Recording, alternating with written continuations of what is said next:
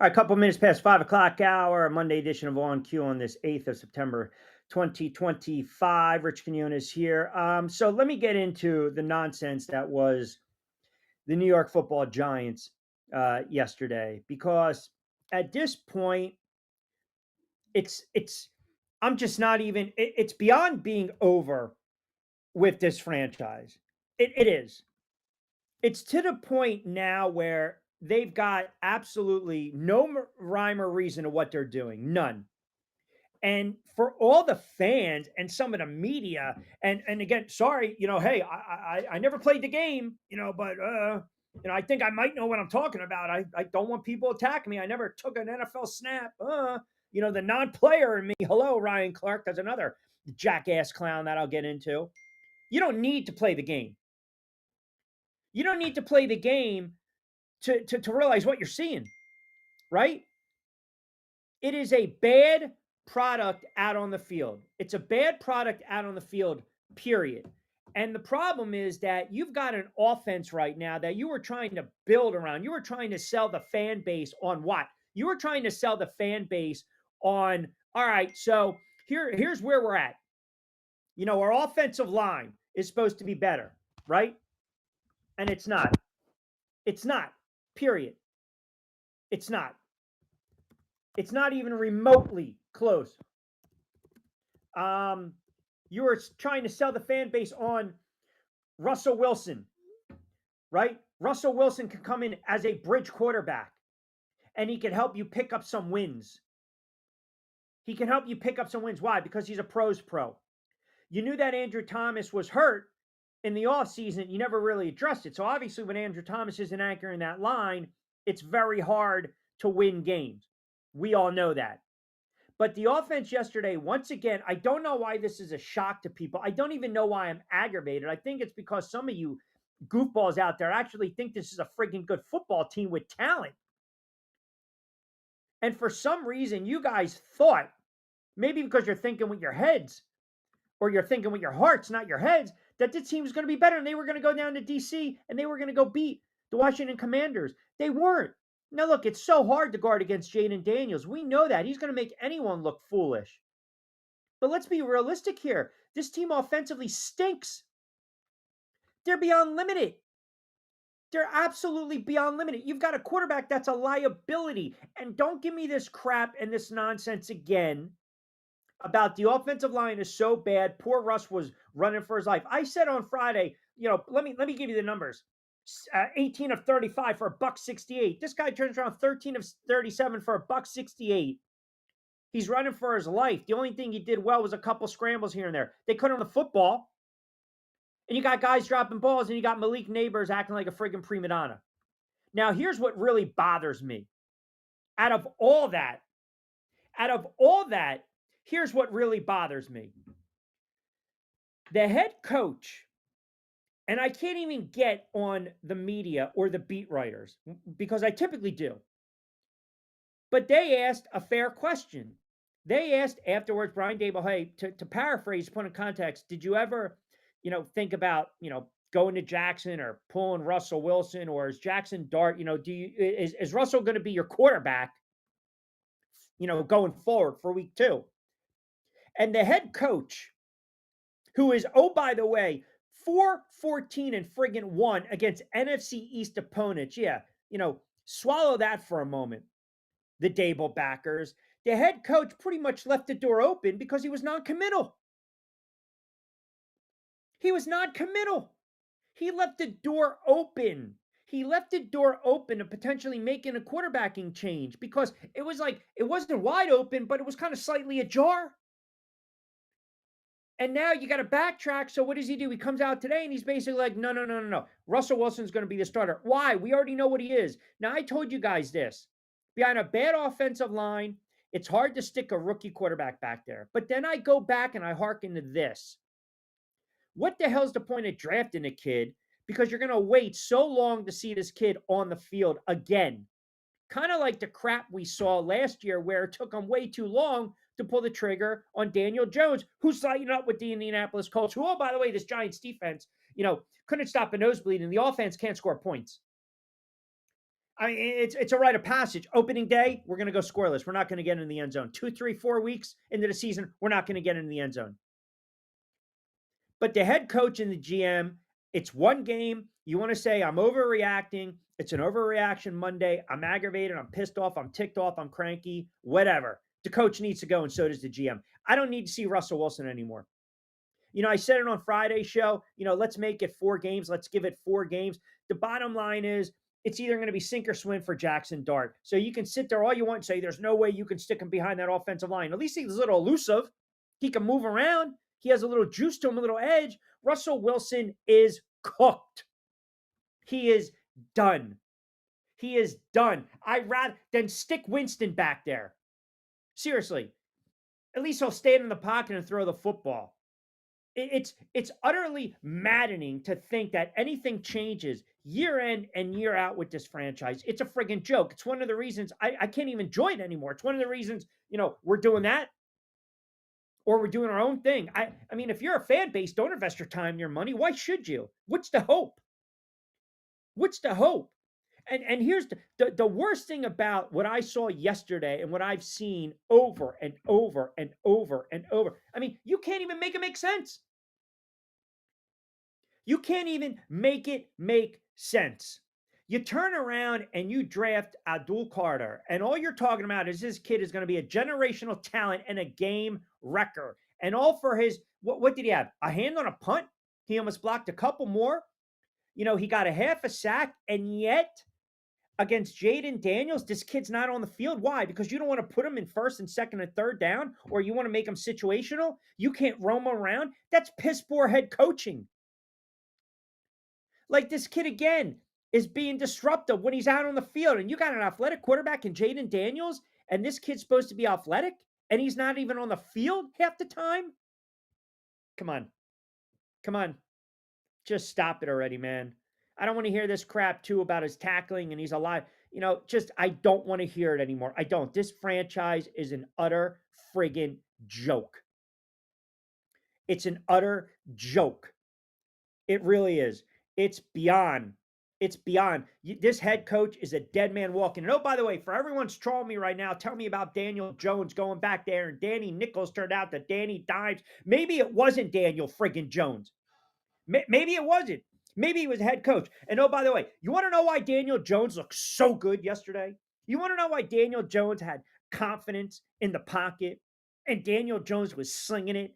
And Daniel Jones was dropping back to pass with friggin' purpose. And Daniel Jones was using his little nickel legs and he was scrambling all over the place. And he's becoming a folk hero after 1 week with the Indianapolis Colts because they put up 30-something odd points, 33 points against a bad Miami team. And he was scoring drives on 7 possessions. You want to know why Daniel Jones sat there at the end of the day, efficient 20 of 29, 270? And he adds a couple more yards with his legs, and he plays that near picture perfect game. You want to know why? Because he's not on the Giants anymore. That's why. Because he's not on this godforsaken garbage of a franchise, which is garbage. Lose every game. They should just blow it up again. Blow it up again. Blow it up again. It is a waste of time watching this friggin' trash. And that's what it is. I don't want to hear this shit anymore from the fan bases. Kevin C., I don't want to even deal with your nonsense today. I don't want to deal with you anymore. Mike in North Jersey, I don't want to hear about the offensive line. I don't give a crap anymore. Andy, I don't care about not running I don't want to hear from you goofballs today. The franchise is piss poor, and it's going to be another wasted season. And this head coach is not an NFL head coach. He's not. He is not an NFL head coach. He's not a leader of men. He's flip-flops. He's flaky. He's a fraud. He really is, man. You can take the friggin' pimp out of the street, but you can't take the street out of the pimp. I mean, it's a used car salesman. He just gives you the chalkboard fodder, right? There's a sale going on. I'm going to sell you something. It's your friggin' fault for opening up the door yesterday when it came to the quarterback situation. And now all of a sudden you got to backtrack. And here's the other problem. He's only interested in saving his ass. That's it. That's it. He's only interested in saving his ass at the end of the day. That's one of the reasons that they're going to keep rolling with Russell Wilson because he's a veteran. He gives him a chance. I'm so over this friggin' franchise. It's a friggin' disgrace. Vince says, "How about the Dolphins getting embarrassed by Daniel Jones, quarterback? Colts. McDaniel doesn't finish the season. No, he's another one. He's another one. Dable is yes. He's beyond on his last weeks. They haven't scored since the last time they scored an opening drive was like in 1941 to start the season. It's like embarrassing the stats. It's after a while, there's absolutely, just there, you want to invest your time. You want to enjoy the game, right? You want to watch as a fan. But I knew going in, we joked about it. 3 wins, 4 wins. I don't know why people actually thought they were going to win this game on Sunday. They're going to get absolutely steamrolled by the Dallas Cowboys. They are going to get embarrassed by the Dallas Cowboys. That line is sitting at 5.5. It might close at 7, 7.5. The Dallas Cowboys are going to put up 34 friggin' points against the Giants. You want to bookmark the tape on a Monday at 5:15? Bookmark the friggin' tape. It's insanity. It is. It is. It really is. It's like you've got people in place that have no idea what they're doing, and then you have a head coach that basically leaves the door open. It's like, okay, here we go. We're gonna go out for a cup of coffee. You're gonna meet my friend. I'm gonna meet your friends. We're gonna keep dating. Okay, hey, now this is getting serious. We're not gonna move in yet. Let me meet the parents. Now you're gonna meet my parents. Okay, here we go. Now we move in. Do you want to get engaged? Do you want to get married? Do you want me to get a ring? Do you not want me to get a ring? It's the friggin' flip flopping. I can't take it. I can't. I can't. I'd rather have the head coach sit there and say, you know what? We need a spark. And that's on me. And I should have gave Jackson Dart first team reps as well. I should have had him out there. I should have coached him up. We decided to go the veteran route, and it blew up in my face. Like, you're a dead man walking, man. Like, show fight. Show fight. And there's no fight. That's the problem. There's no fight. There's none. You're basically resigned to this. To this. Yeah, yeah. I already checked the weather forecast. Yeah. And oh, by the way, how about this? I know it's the non-player in me, but I think I kind of know what I'm talking about. Yeah, I checked the weather report. Yeah. I don't think I've ever seen Q this pissed off. Come on down to Jacksonville, watch some exciting football. Not doing it. Because after a while, you have to say enough is enough. You have to say enough is enough. Like, it's not even fun anymore. I used to enjoy the games. Like the bond I had with my father watching the games.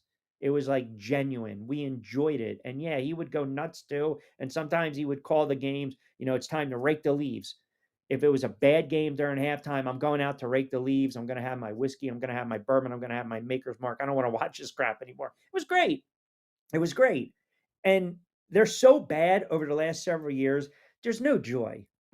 There really isn't. It's not even about being like a true fan or not. I mean, hell, yesterday I'm on the air for 7 hours calling basketball games. I enjoyed that. I went back late after napping, after going through that game. I finally watched the game. And then I was on the road all day today, got back about 2 hours ago, and I turned around and again, I watched the game. I watched a couple of the games. I went back and I watched, 20 minutes, 20 minutes, 20 minutes, 20 minutes, 20 minutes, right? But I saw enough of the Giants game to know that they're not a good football team and the quarterback can't play. And the rub is, well, do you turn around and you start the kid behind an offensive line? Sometimes the worst thing to do is have false hope and you still want to sit there and you want to have this, you want to push this narrative, this agenda, the perception out there to the fan base that you have hope to win the games. And I get it's only week one, but I know where we're going with this, guys. Kevin's like, Q, stop. You got to settle down. It's only 1 week. You don't get it. You don't get it. One becomes 2 to 3 to 4, and now you're 1-5. And over the last several years, this franchise, I mean, the franchise that you cut me open and I bleed blue has been dick for how many years now? I'm just being honest. I'm just calling it the way it is. They had a great run in the 2007, 11, boom. They got to the playoffs in McAdoo. They should have won a game on the road. Eli throws for almost 300 yards. Then they don't do anything for like another decade. Then they, smoke and mirrors. You win a road game in Minnesota with Jones. It's like after a while, you know, you just there's no joy and it becomes aggravating. It's like a waste of time because you already know the outcome of the game. Now, will I ever jump? I won't do that. Is it insanity what I'm doing and the rest of the fan base? It is. Is it insanity what the brass is doing, like some of these other franchise where they're retreading head coaches or they're throwing out veterans, think it's going to be different? It is. Room in the bunker for UQ. I can't do it. De facto, I appreciate it. I probably need a shrink and a therapist, but no.